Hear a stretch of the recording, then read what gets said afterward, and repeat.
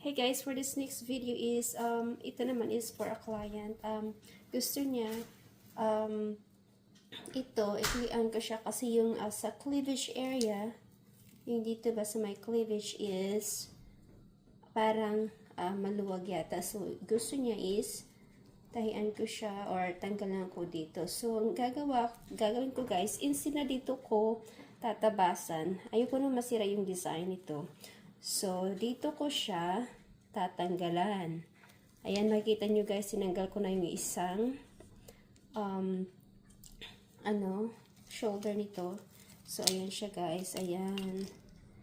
Ito.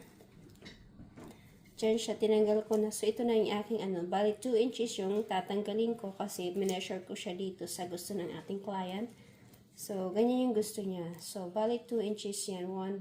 1 inches sa both ends. Tapos, dito ko siya tinanggal sa end ng ating shoulder na hawakan or sa shoulder na strap.